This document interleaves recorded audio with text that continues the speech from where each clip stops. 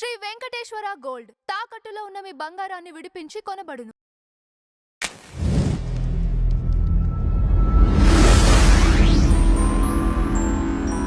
Sir, Allu Arjun గారు కొత్త party పెడతారనే ప్రచారం జోరుగా సాగుతుంది సార్. ఇండస్ట్రీలో అయితే ఈ టాక్ మామూలుగా లేదు. ఇది నిజమా? దీనిపైన మీ అభిప్రాయం ఏంటి? అంటే అల్లు అర్జున్ ఒకటే కాదు, ఎన్టీఆర్ కూడా పార్టీ పెడతాడని ప్రచారం జరుగుతూనే ఉంది.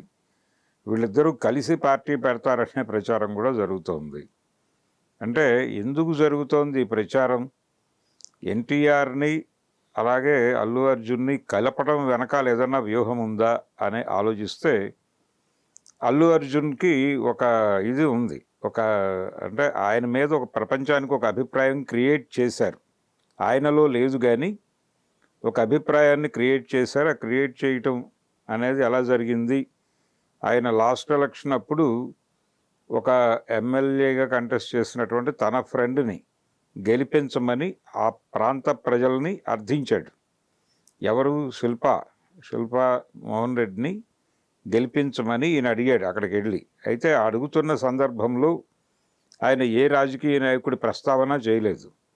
అతను వైఎస్ఆర్సీపీ నుంచి కంటెస్ట్ చేశాడు.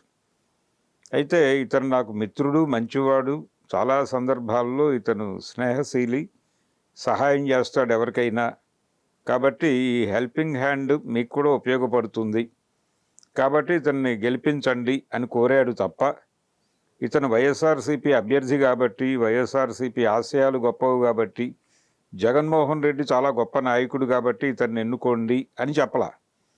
అలాగే ప్రతిపక్షంగా ఉన్నటువంటి కూటమి భారతీయ జనతా పార్టీ కానీ, లేకపోతే పవన్ కళ్యాణ్ గారి జనసేన కానీ, చంద్రబాబు గారి తెలుగుదేశం కానీ, దుర్మార్గమైనటువంటి పార్టీలు, దయచేసి ఆ పార్టీలకు వ్యతిరేకంగా ఇతన్ని ఎన్నుకోండి అని కూడా చెప్పలా. అతను చాలా న్యూట్రల్గా, 100కి 150% న్యూట్రల్గా మాట్లాడాడు. కానీ ఆ మాట్లాడటం అనే ఒక్కటే తీసుకుని ఆయన మీద దాడి జరిగింది. అప్పుడు దాడి జరిగి ఇతను వైసీపీకి అనుకూలుడు, వాళ్ళ కంట్రోల్లో నడుస్తున్నాడు, జగన్ మనిషి అన్న లెవెల్ దాకా తీసుకెళ్ళిపోయారు విషయాన్ని. ఆ తర్వాత ఆ ఎన్నికల్లో ఆయన పిఠాపురం వెళ్ళలేదు, పవన్ కళ్యాణ్ గారి గురించి ఒక్క మాట మాట్లాడలేదు, జనసేన గెలుపు గురించి మాట్లాడలేదు, జగన్ చేసిన అరాచకాల గురించి మాట్లాడలేదు అని అర్జున్ మీద చాలా అటాక్ జరిగింది. ఫైనల్గా కూటమి గెలిచింది. నిజానికి ఈ క్రైసిస్ జరుగుతుంది అనేది ఇతను శిల్పా మోహన్ రెడ్డి దగ్గరికి వెళ్ళినప్పుడే అరవింద్ గారికి అర్థమైంది. అందుకని అదే టైంలో ఆయన పిఠాపురం టూర్ పెట్టుకున్నాడు కొంత మేనేజ్ చేయటానికి. ఇది ఆయన గొడవ.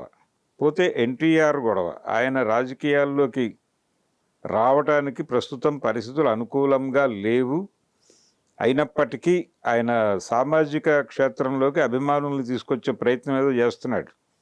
జూలై 18 అని ముహూర్తం కూడా అనుకున్నారు వాళ్ళు.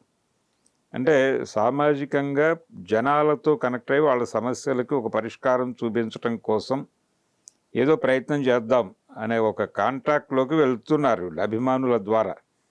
అల్లు అర్జున్కు ఉన్న అడ్వాంటేజ్ ఏంటంటే ఆయన అభిమానుల్ని ఆయన కన్సాలిడేట్ చేసుకున్నాడు, ఒక నిర్మాణంలోకి తీసుకొచ్చాడు. వాళ్ళకు ఒక జాతీయ కమిటీ, అలాగే రాష్ట్రీయ కమిటీలు ఇలా వేసి దానికి ఒక బాడీని డిసైడ్ చేశాడు. ఆయన ఆర్మీ అని కూడా పేరు పెట్టుకున్నాడు ముద్దుగా. కనుక ఆర్గనైజ్డ్ ఫోర్స్ ఉంది ఆయన వెనకాల. ఆయన ఏదన్నా ఒక మాట చెప్తే వాళ్ళు జనంలోకి తీసుకెళ్ళగలరు. అలాంటి నిర్మాణం ఎన్టీఆర్కి కూడా ఉంది కొంతమేరకు. కనుక ఇతను వాళ్ళని ఇప్పుడు సామాజిక క్షేత్రంలోకి దింపుతున్నాడు జనాల కోసం పనిచేసే పద్ధతిలో.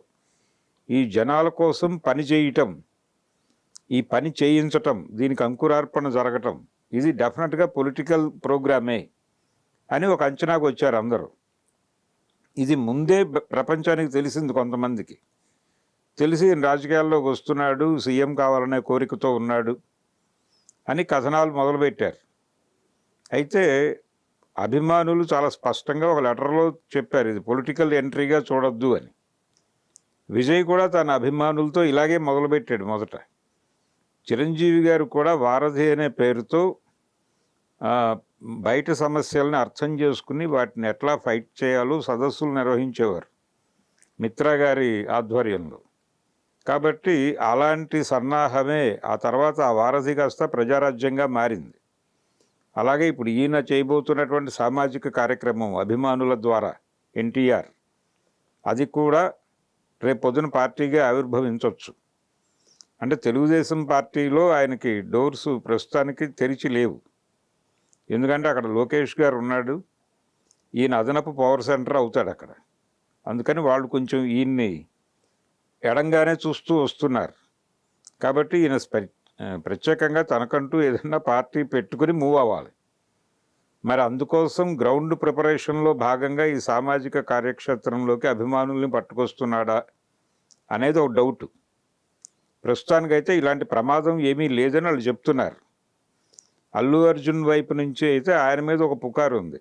ఆయన పీకేని కలిశాడు, అంటే ప్రశాంత్ కిషోర్ని కలిశాడని, తద్వారా ఆయన అడ్వైజర్స్ తీసుకుంటున్నారని, ఈ రాకా సినిమా తర్వాత ఇంకో 2 ప్రాజెక్టులు చేసి సాలిడ్గా పాలిటిక్స్లోకి వచ్చేయాలి అనుకుంటున్నాడు ఆయన.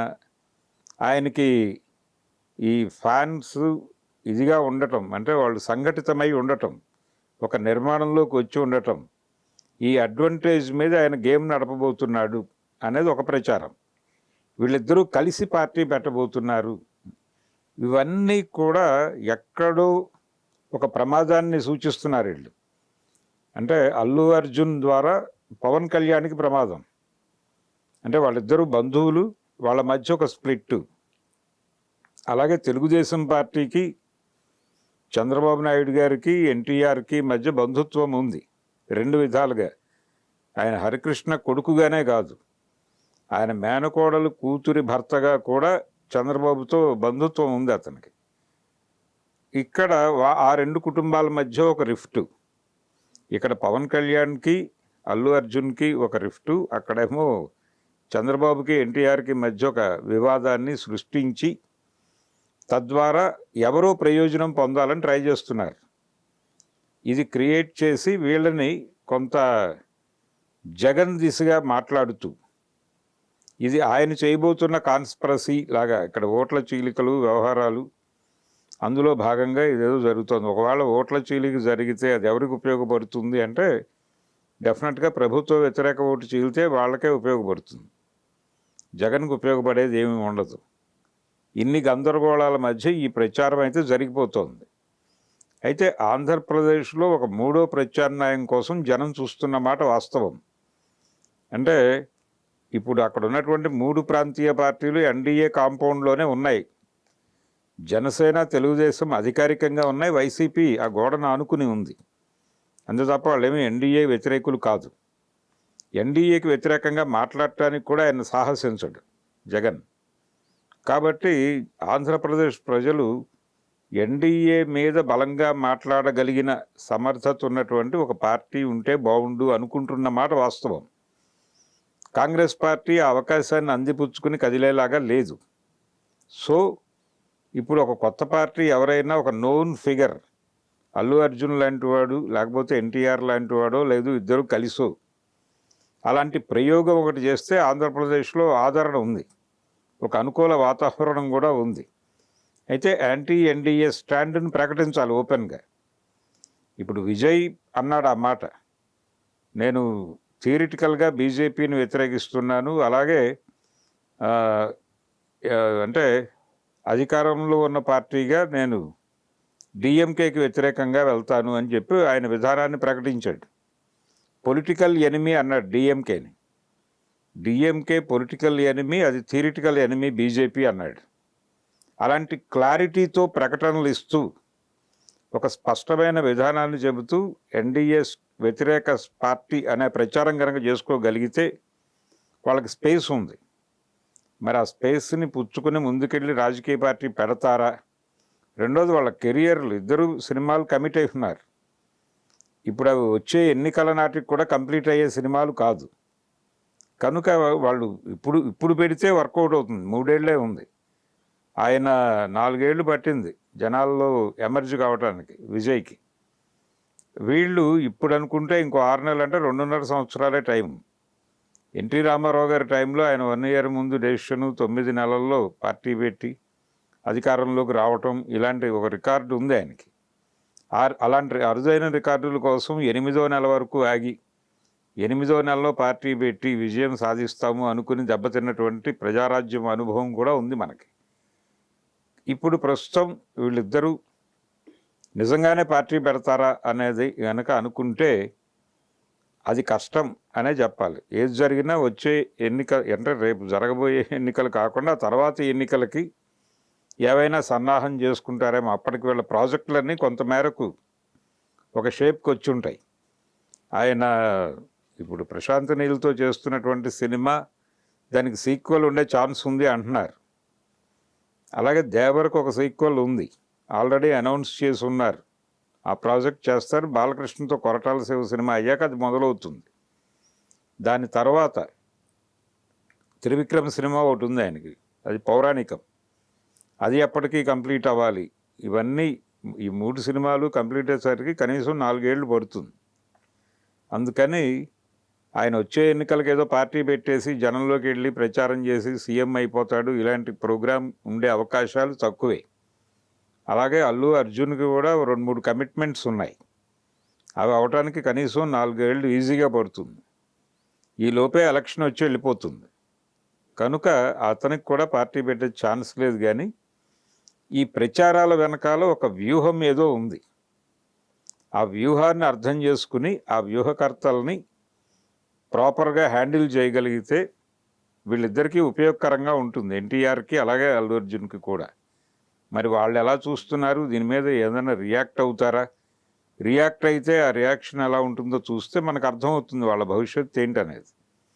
ఆ రియాక్షన్ అయితే ఇప్పటిదాకా రాలేదు అధికారికంగా. చూడాలి, రేపు జూలై 18 ఆయన అభిమానులు సమక్షంలో ఏదో మాట్లాడతారు, ఒక ప్రకటన చేస్తారు అంటున్నారు. ఆ ప్రకటన విన్న తర్వాత ఇద్దరి పొలిటికల్ కెరీర్ ఏంటనేది ఒక అధికారిక క్లారిటీ అయితే వస్తుంది.